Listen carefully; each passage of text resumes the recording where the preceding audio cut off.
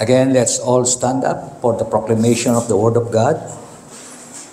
And this time, open your Bible on the 6th chapter of 1 Corinthians, verses 1 to 11. And this is the Word of God. Mabasahin ko po ito sa salitang Pilipino. Kung may reklamo ang sino man sa inyo laban sa kapwa Kristiyano, bakit siya nagsasakdal sa mga hukom na hindi Kristiyano? Sa halip na ipobaya sa mga hinirang ng Diyos ang pag-aayos ng usapin nila. Hindi ba ninyo alam na ang mga hinirang ng Diyos ang hahatol sa sanlibutan? Kung kayo ang hahatol sa sanlibutan, hindi ba ninyo kayang hatulan ang ganyang kaliit na bagay? Hindi ba ninyo alam na hahatulan natin ang mga anghel? Gaano na lang ang mga bagay na may kinalaman sa buhay na ito? Kung may mga usapin kayo, bakit ninyo ito idudulog sa mga taong hindi kinikilala ang iglesia? Dapat kayong mahiya. Wala bang isa man lang sa inyo na marunong mag-ayos ng awayan ng magkakapatid? Bakit nagsasakdal kayo sa hukuman?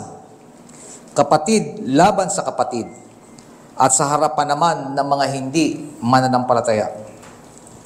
Ang pagkakaroon ninyo ng usapin laban sa isa't isa ay isa ng kabiguan sa inyo. Bakit hindi na lang ninyo hayaang gawan kayo ng masama? Bakit hindi na lamang ninyo hayaang madaya kayo? Subalit kayo mismo ang gumagawa ng masama at nandaraya, kahit na sa mga sarili nyo mga kapatid sa pananampalataya. Hindi ba nyo alam na ang makasalanan ay walang bahagi sa kaharian ng Diyos? Huwag ninyong dayain ang inyong sarili. Ang mga nakikiapid, sumasamba sa Diyos-Diyosan, nangangalunya, nakikipagtalik sa kapwa lalaki o kapwa babae, nagnanakaw, sakim, naglalasing, nanlalait ng kapwa o nandaraya, ay walang bahagi sa kaharian ng Diyos. Ganyan ang ilan sa inyo noon. Subalit kayo pinatawad na sa inyong mga kasalanan at ginawa na kayong banal ng Diyos. Pinawalang sala na rin kayo sa pangalan ng Panginoong Hesukristo at sa pamamagitan ng Espiritu ng ating Diyos. Tayo saglit manalangin. Aming dakilang Diyos, aming Ama sa langit, kami po'y naririto sa inyong harapan. Walang maipagmamalaki, kundi humihingi lamang ng iyong habag. Hayaan mo po, Panginoon, na kami pagpalain mo ng iyong mga katotohanan. Maunawaan po namin ang mga salita mo na nais mong ipahayag sa aming lahat ayon sa iyong kalooban. Buksan mo po ang puso ng bawat isa. Tagapin mo namin ang pagpapalang ito sa pangalan ni Jesus. Amen. Tayo po ay magpapatuloy sa ating pagtalakay sa aklat ng unang Korinto. At katulad ng mga nakaraang mensahe, especially last Sunday, ay ating pinag-usapan ang isang maselang usapin sa loob ng iglesia. At ito ay tungkol sa pagbabahabahagi. Ito rin ay may kinalaman sa pagdisiplina sa loob ng church. Mga kapatid, hindi po natin may enforce ang pagdisiplina sa loob ng iglesia kung hindi po ito nauunawaan ng bawat isa sa atin. Kaya naman sa mga anak ng Diyos, mahalaga na ang bawat salita patungkol sa paglago ng bawat isa sa atin ay dapat maunawaan mismo ng bawat isa. Tayo po ay nasa chapter 6 na ng ating pag-aaral at gusto ko lamang balikan natin ang mga naunang kapahayagan na ating dinaanan for the last 5 weeks. At ang lahat ng mga ito ay bunga pa rin ng pagbabahabahagi sa loob ng iglesia. Yung kagagawan ng factionalism na nangyari sa loob ng church. Ano ang mga naging bunga? Ang iglesia ay nawalan ng kumpiyansa sa ebanghelyo. Mapapansin natin sa kanila na dahil abala sila at nahumaling sa pagbabahabahagi, sa pagsasabi kung sino ang mas magaling kaysa sa isa, kung sino ang mas powerful kaysa sa isa, unti-unti nawalan sila ng kumpiyansa sa mabuting balita. At yan ang pinahayag ng chapter 1 and 2. Kaya naman muli-uling ibinalik ni Apostle Paul ang tungkol sa power o sa kapangyarihan ng krus o ng mabuting balita. At sa pagtalakay natin sa chapter 3 and 4, ating natunghayan doon na dito ay kinu-question na ng mga taga-Korinto ang otoridad ng mga tagapanguna ng iglesia, especially Paul. Kinu-question nila ang authority niya bilang isang apostol. At kinu-question maging ang motibo ng kanyang paglilingkod. These are all serious. Ito lahat ay seryosong mapanganib na gawi ng isang iglesia. At last Sunday, sa pagsisimula ng ating chapter 5, dito ay tinalakay natin ang maselang usapin patungkol sa pagtitiwalag ng miyembro. Sapagkat nakita natin na sa loob ng iglesia ng Corinto, binabaliwala nila ang disiplina sa loob ng iglesia. Sapagkat hinahayaan nila na ang kasalanan ay manatili sa loob ng iglesia sa hindi pag-intindi sa mga ito, pagbibigay ng pansin sa mga ito. Today's message ay pagpapatuloy at may kinalaman pa rin sa pangangailangan ng tama at naaayon sa Bibliyang pagpapatupad ng church discipline. Una sa lahat, ano ba ang layunin ng church discipline? Ano nga ba ang layunin? Bakit ba may disiplina sa loob ng church? Isa sa ating kino-confess, Article 29 ng Belgic Confession, ano sinasabi? The marks of a true church. Of course, ginagawa natin ang preaching of the word. Normal natin ginagawa yan. Ginagawa natin ang pag-administer ng sacraments. Regular din natin ginagawa yan. Ngunit ang pagdidisiplina ay isang bagay na napakahirap ipatupad sa isang iglesia. Sapagkat kinakailangan nating tansyahin, gamitin yung ating tinatawag na tantyameter upang tingnan ang kalalagayan ng isang mananampalatayang lumilihis sa katuruan ng ating Panginoong Jesucristo. First time nating maka-encounter ng mga ganitong bagay sa iglesia natin sapagkat sa tanda na ng ating pananampalataya, ngayon lang natin naintindihan, sa loob pala ng iglesia, ipinag-utos ng Panginoon ang pagdidisiplina sa mga miyembro. At ito ay bahagi ng isang tunay na iglesia ng Panginoon. Sila na mayroong pagtingin sa kahalagahan ng kabanalan ng iglesia. Kaya naman, sa isang iglesia na hindi umiiral ang pagdisiplina, alam natin na ang bawat miyembro ay nangangahulugan na pwede nilang gawin ang gusto nilang gawin nang hindi nilang maririnig ang anumang babala o warning laban sa kanilang kapatid o sa kanilang iglesia. At ito ang nangyayari. At dito sa ating pagtalakay ng ating teksto sa umagang ito, dito po ipagpapatuloy ni Apostle Paul ang pagsasalita patungkol sa kahalagahan ng iglesia, ng disiplina sa loob ng iglesia. Base sa ating huling sermon, ang kawalan ng pagpapatupad ng disiplina nagbunsod upang payagan at baliwalain ang presensya ng kasalanan sa loob ng church. May isang lalaking miyembro ng iglesia na kinakasamang asawa ng kanyang ama. Ang ganitong uri ng kasalanan ay dapat inkondena at sakdalin ang mga gumagawa.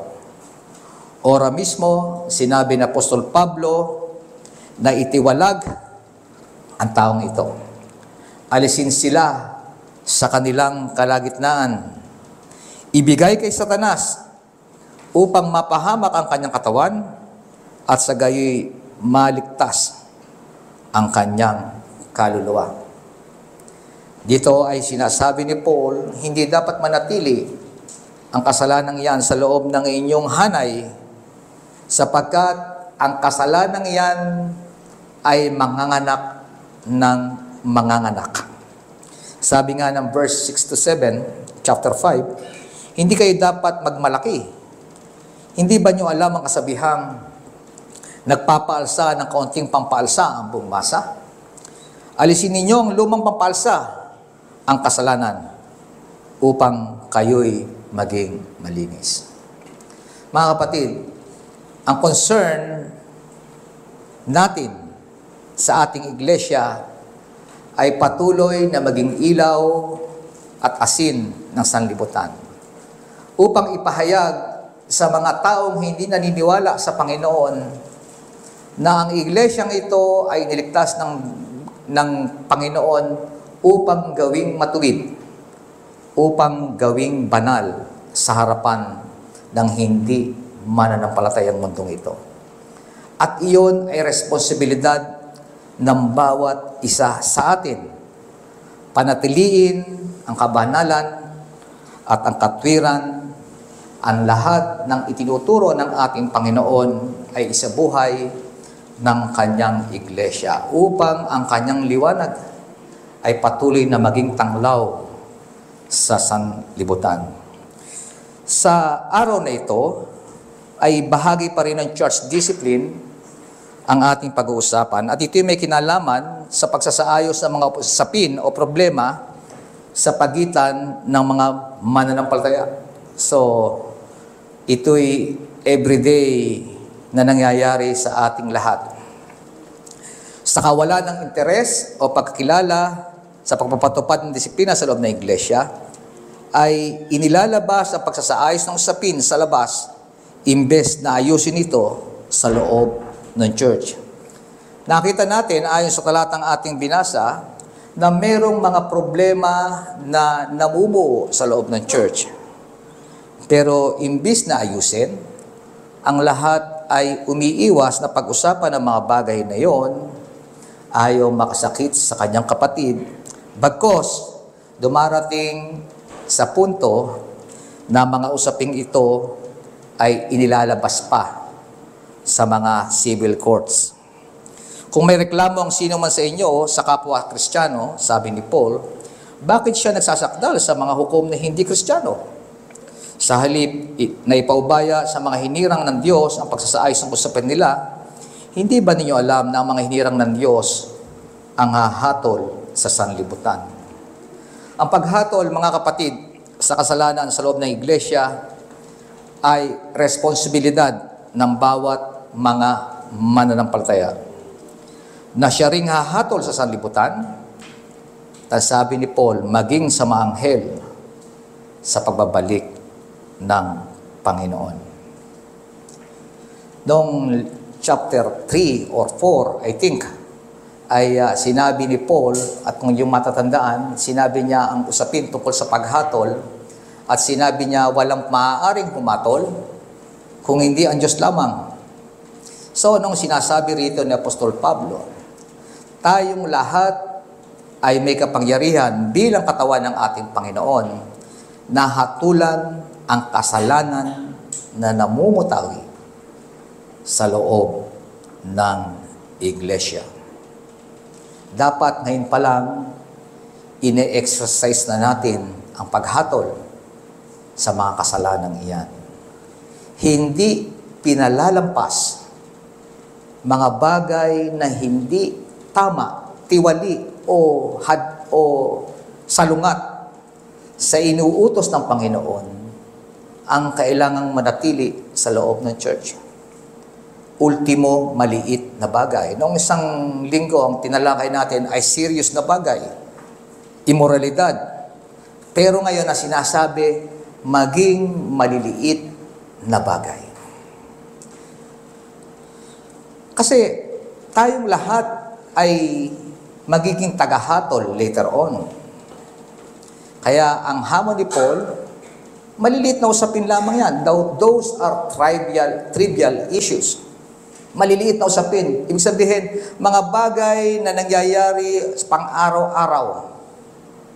Alam naman natin, kapag isang bagay ay lumaki, nagsimula yan sa maliit.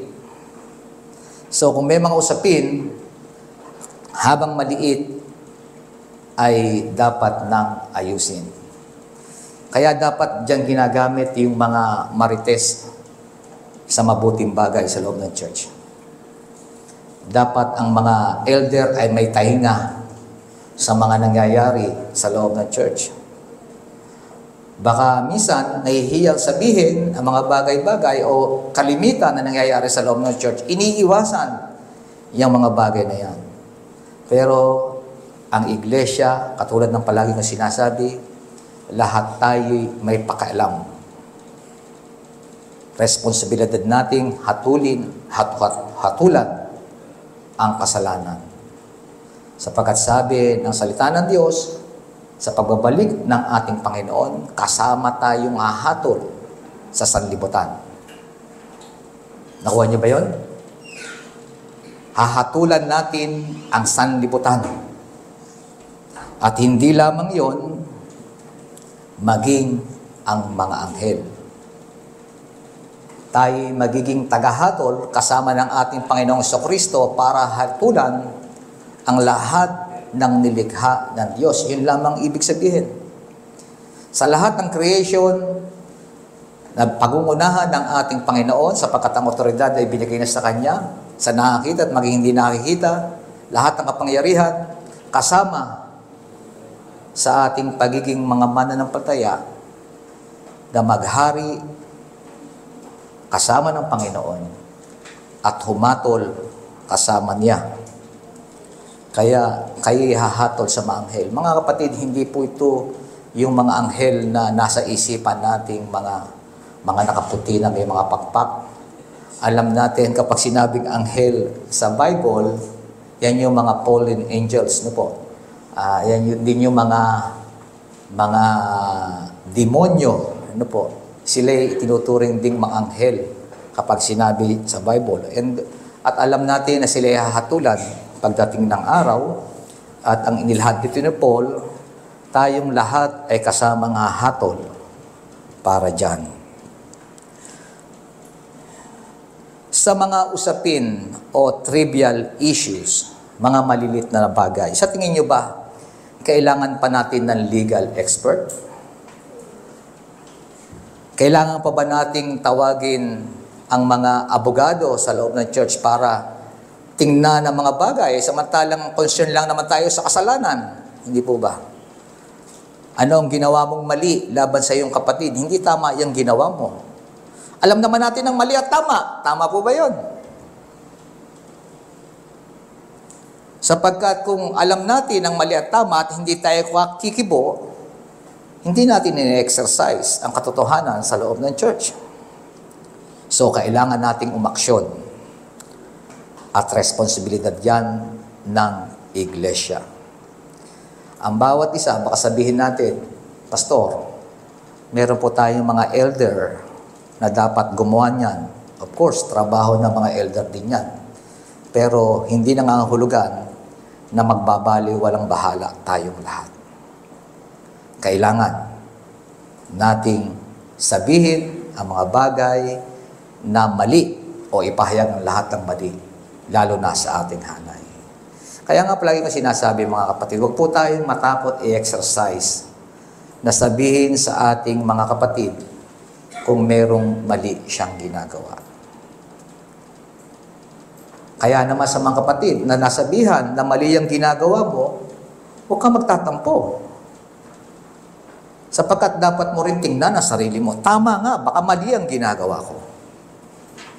Ang mga anak ng Diyos na sinasaya ng Diyos na humatol, dapat naiintindihan ng tama at mali. Kaya nga tayo binigyan ng kakayahang humatol. Kasi alam natin ang tama at alam natin ang mali ayon sa salita ng Diyos.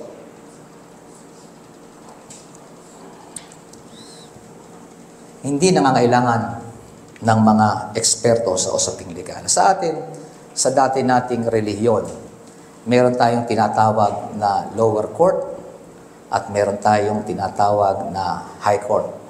Tama-tama, meron tayong reference na dito si Pastor Conrad. Ayan. Yan ang reference ng high court at ng low court, di ba? Pero sa ating teksto na pinag-uusapan, hindi nararapat na mga usapin sa loob ng church ay ilabas pa sa kaalaman ng hindi naman bahagi ng ating kapulungan. Sapagkat ang konteksto rito, ang usapin ay dapat ayusin lamang sa mismo sa loob ng ating kapulungan. Marami tayong naging masamang karanasan diyan. Marami tayong naging masamang mga karanasan sa mga dati nating usapin na pinagpiyastahan na yata ng buong distrito ng church. Sapagkat hindi naunawaan kung paano ang dapat na proseso, paano isasagawa ang mga usaping ito. Of course, minsan, hindi naman natin sinasabing resolvehin natin ang mga usapin na masiselan. Yung mga bagay na hindi natin kayang resolbahin, katulad halimbawa ng usapin, may mga katulad ng mga sexual immorality, mga bagay na mabibigat na, kailangan na talaga ng mga legal expert kapag pinag-usapan. Hindi sinasabi ni Paul na hindi natin gawin, na isaayos yan. Pero, ang sinasabi rito, yung mga maliliit na bagay na kaya namang pag-usapan sa loob ng church, bakit hindi nila doon gawin? Noon nga lang isang linggo, nagkaroon ng maselang bagay. Alam naman natin, sexual immorality, walang bahagi yan sa loob ng church. At ano sabi ni Paul? Kung meron yan, alisin sa inyong hanay.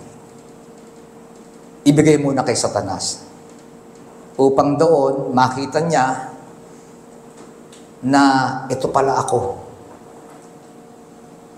Dito ba ako nararapat? At doon lang niya marirealize kapag nangyari yon na hindi pala. Mas matibang pala sa akin ang Diyos. At sa ganong bagay, maliligtas ang kanyang kaluluwa. Minsan kasi nasa loob ng church, akala natin lahat ng nasa loob ay mananampalataya. Sa pagsasaayos na pagdidisiplina, doon talaga natin matitiyak kung ako nga ba ay anak ng Diyos o hindi. Kung ako'y iaali sa loob ng iglesia at hindi ko mamimiss ang church, hindi ko mamimiss ang Panginoon at mas gugustuhin ko na nasain ang buhay dito sa labas, tagalabas ka talaga. Taga-sanlibutan ka.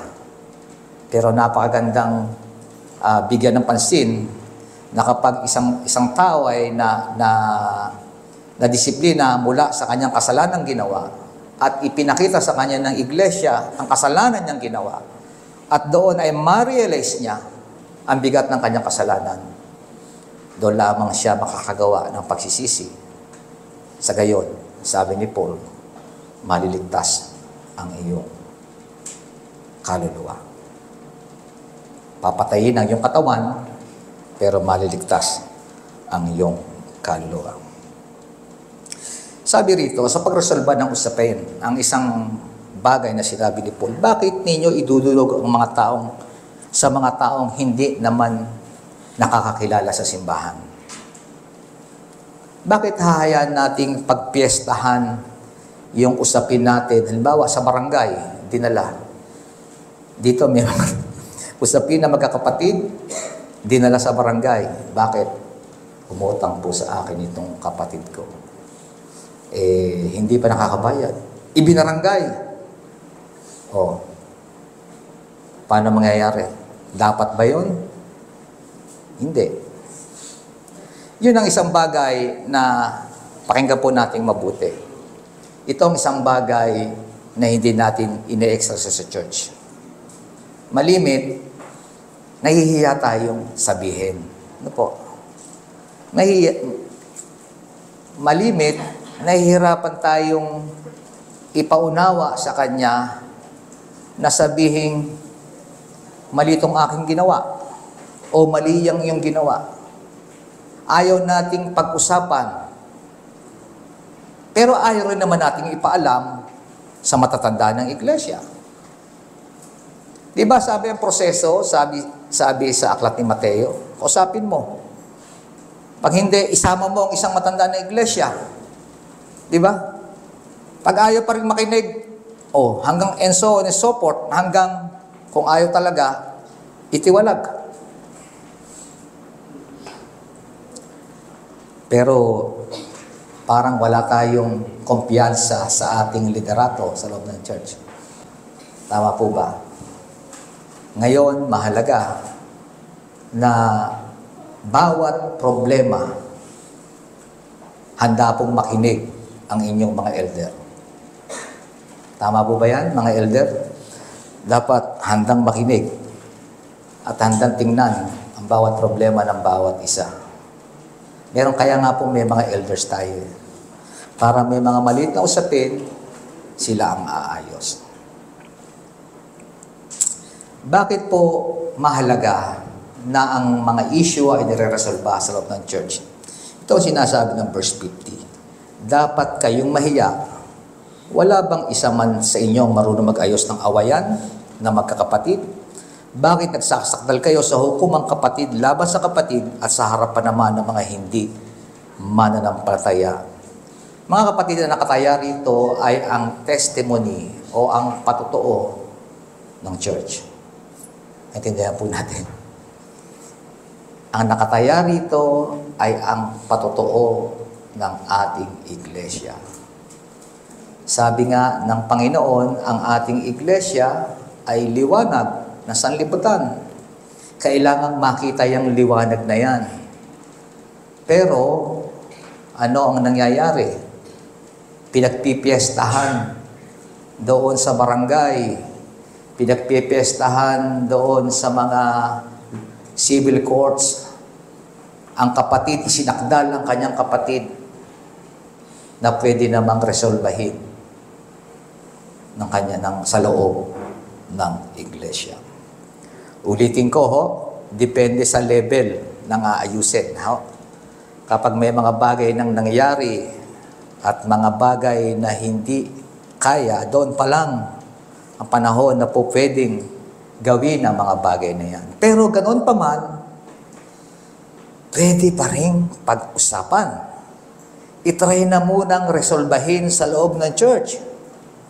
At kung hindi magagawa ng paraan talaga at masyado nang malaki, ang nangyaring yon ay pwede nang ilabas. Minsan nga, di ba, meron ng kakayahang magtiwalag ang church kung talagang malaki talaga yung nangyaring kasalanang ginawa.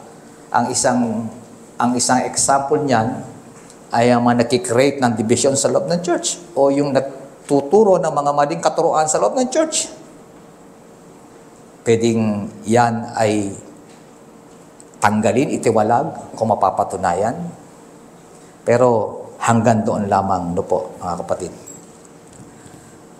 Sabi rito, ang mga pangyayaring katulad nito ay kabiguan ng bawat isang mananampalataya. Pakinggan natin mabuti. Sino ang talo? Tayo. Tayong tagapagpatupad ng katotohanan ayon sa salita ng Diyos. Tayo ang talo. Tayo ang nakakaalam ng totoo na dapat nagpa-practice ng katotohanan. Yung katotohanan nalalaman natin, pinapractice natin. Sino ang talo kapag hindi na ipapatupad ang katotohanan sa loob ng church? Tayo, mga mananampalataya. Ang pagkakaroon ng usapin, sabi ng verse 7, laban sa isa't isa, ay isa ng kabiguan sa inyo. Bakit hindi na lang inyo hayaang gawan kayo ng masama? Bakit hindi na lamang ninyo hayaang madaya kayo?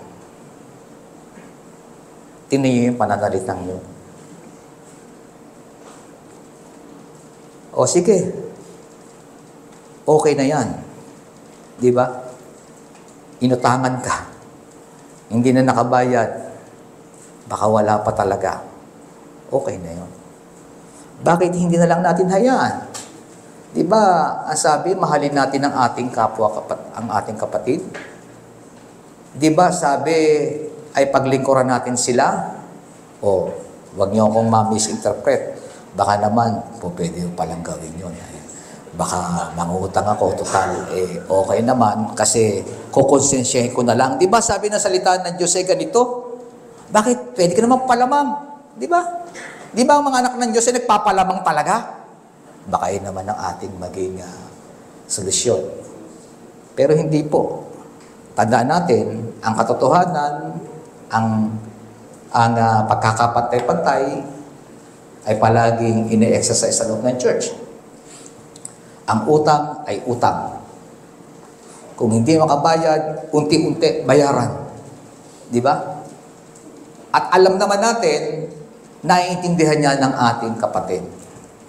Kaya, pwede ba installment? Pwede siguro na natin gawin. Sabihin naman natin, pwede naman. 2 gigs, isa sa umaga, isa sa hapon. Diba? Pwede natin gawing solusyon yan. Pero, mga kapatid, lahat tayo pwedeng nakakaranas ng kakulangan, nakakaranas tayo ng paghihikahos. Hindi po natin pag-uusapan yan. Alam natin bilang magkakapatid, lahat tayo dumaraan dyan. At kaya nga tayo naririto para magtulungan. Pero, hindi natin pwedeng ipagbaliwala ang pag-abuso ng bawat isa. Kapag hindi nakabayad, o sige, patawad. Pag hindi ganoon, patawad. Ang Panginoon nga, lagi nagpapatawad di ba? Kaya, di ba nakita natin yung sa kwento ng Panginoon na sinisingil, nung siya hindi makabayad sa may-ari ng bahay, pinatawad siya. Bago nung nakita niya, nakasalubong niya, hindi niya pinatawad. Di ba? So, bilang mga mananampalataya, alam natin na sa lahat ng bagay, dapat tayong magpaubaya. Kung kaya rin lang naman natin, paubaya na lang natin. Hindi po ba? Dapat ganoon ang unang kaisipan na ilalagay natin sa ating isipan. Hindi yung dedemanda kita. Pero yung taong alam mo naman na hindi makabayan, idedemanda mo pa. Anong ibig mong sabihin? Di ba yun ay panlalamang? Tama po ba? Yun ay harassment. At yun ang sinasabi rito. Alam mo ang problema, pero dadaanin mo sa korte, hindi para naman alam mong walang ibabayad, kung hindi para iharas siya. Sabi nga ng verse 8, subalit kayo mismo ang gumagawa ng masama at nandaraya. Ibinilik ni Paul sa kanila. Kayo na nanlalamang, kayo na nakakaunawa, kayo ang gumagawa ng mga bagay na masama at kayo mismo ang nandaraya. Kahit nasa mga sarili niyong mga kapatid sa pananampalataya. Ang trabaho natin magbigay. Ang trabaho natin magpaubaya. Pero kapag inilagay mo at ano ba yun sa Tagalog yung dinemanda? Tagalog nga yung dinemanda. Inihabla. Imbis na pag-usapan sa loob ng church, ay ginawa mong ganoon, nanlalamang ka sa iyong kapatid.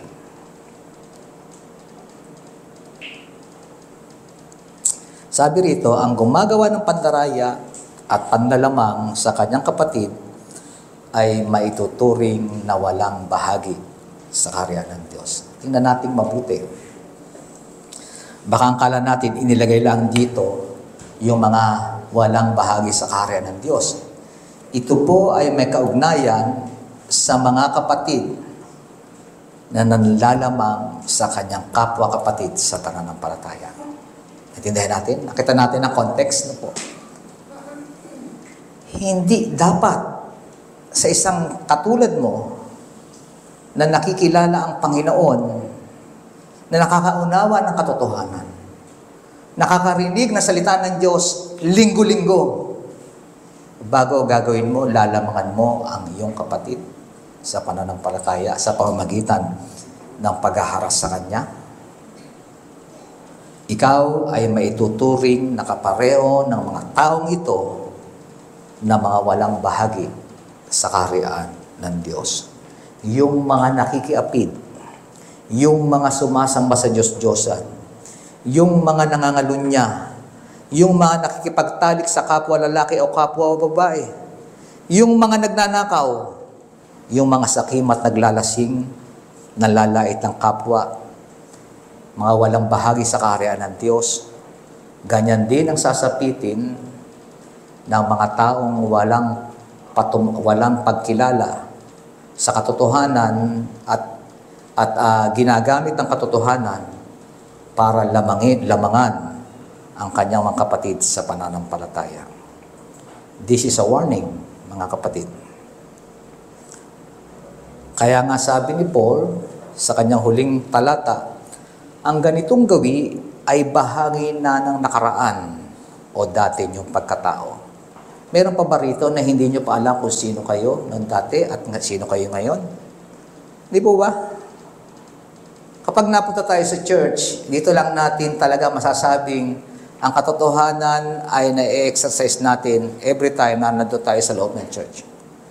Dito nagsisimula Kaya nga ang judgment nagsisimula sa loob ng iglesia hindi po ba? Ang paglilinis nagsisimula saan? Sa loob ng iglesia. Sa hanay ng mga mananampalataya. Sapagkat ari rito katotohanan. Ikinoconfess natin ang katotohanan palagi. At inaasahan na iyon ay isa sa buhay natin. At wala na tayo sa ating dating pagkatao. Hindi na tayo yung dati. Sapagkat yun ay mga walang bahagi sa kaharian ng Diyos. Tayo bahagi ng kaharian ng Diyos. Kaya naman, hindi tayo gumagawa ng mga bagay na yan. Kaya nga sabi rito ni Paul, ganyan ang ilan sa inyo noon, pero mga kapatid, nakaranas na kayo ng kapatawaran. Hindi po ba? Yung mga nakakaunawa na sila'y napatawad na, hindi na dapat nabubuhay sa ganoon. Isipin nyo, ang pandaraya at pandalamang ay maaari rin palang makita mismo sa hanay sa loob ng iglesia. At tayo winawarningan ni Paul. Kaya sa lahat ng sandali, sa lahat ng oras, kailangan palagi nating ini-exercise ang katotohanan sa pamamagitan ng pagkilala na nagkamali tayo. Hindi nahihiya na sabihin mali ang ginawa ng kapatid. Baka naman iba dito sa atin na wala nang ginawa kundi tagahatol na lang, tagahatol. O ikaw, mali yan. Mali yan. Hindi naman ganoon po. Pero yung mga usapin na mga bagay na alam natin ay hindi hahantong sa maayos na pagkakaunawaan. Maaga pa lang, kung hindi nyo marsilban dalawa bilang magkapatid, sabihin at hingi ng tulong ng ating mga elders. Hindi po ba?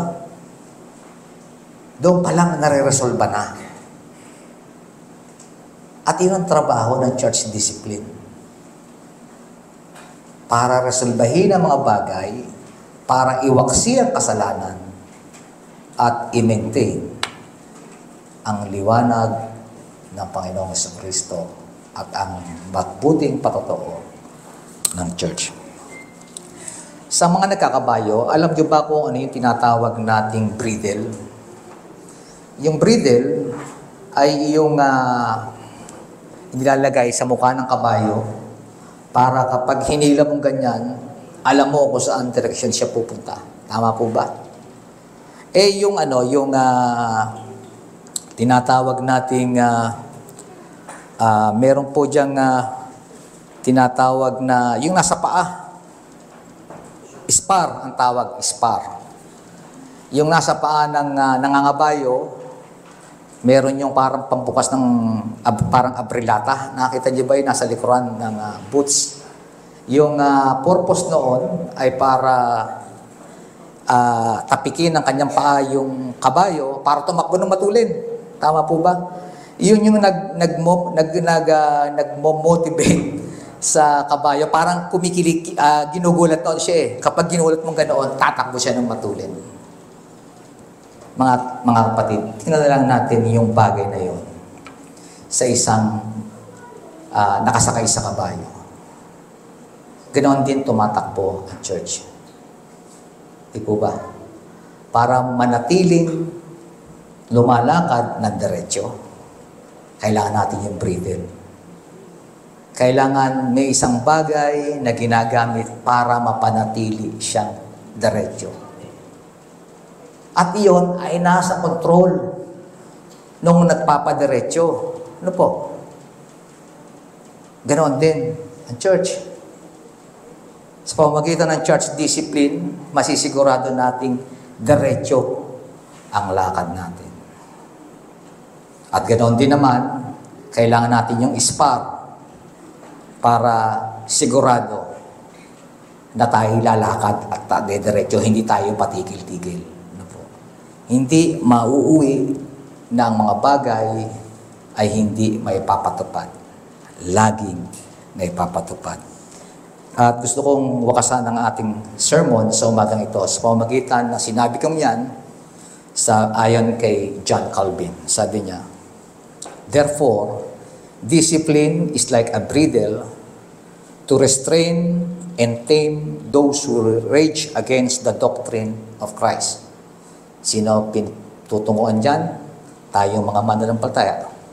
Or like a spur to arouse those of little inclination, and also sometimes like a father's rod to chastise mildly and with the gentleness of Christ's Spirit those who have more seriously lapsed.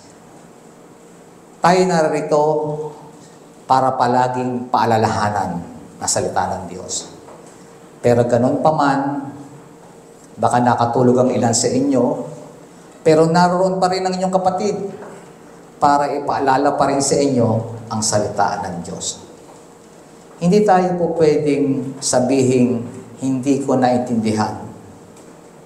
Walang nagpaunawa sa akin. Trabaho natin na palaging ang mga maliliit na bagay ay pag-usapan, ang mga bagay na masasama ay waglit, at ang holiness, ang righteousness ng church ay mapanatili sa ating hanay. Hindi sa pamamagitan ng sarili nating diskarte, of course, kundi sa pamamagitan ng wisdom ng banal na Espiritu. Tayo pinalangin. Salamat po, Panginoon, sa mensaheng aming narinig na bagamat maliit na mga usapin ay kinapulutan po namin ng tunay na aral kung paano po namin isasagawa ang aming mga desisyon, ang aming mga aksyon bilang mga mananampalataya.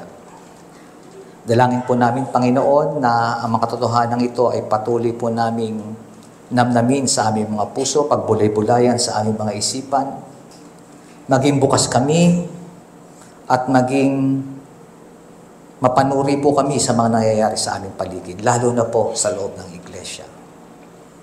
Makita po nawa namin ang mga salita mo, ang katotohanan mo sa mga bagay na aming nagagawa at sa mga bagay na hindi po namin napagkakasunduan. Tulungan mo po kami na sa iglesia po namin dito, sa Kawit, sa aming kongregasyon, patuloy po namin may patupad ang iyong pagdidisiplina. Alam po namin ang mga bagay na ito ay para po sa kabubuti naming lahat. At dalhin mo kami patuloy sa pagtitiwala sa iyong mga salita. Amin Diyos, hindi po namin magagawa ito kung wala po kayo. Kaya patuloy po kaming humihingi ng tulong mula sa inyo sa pangalan po ng aming Panginoong Hesus. Amen at amen.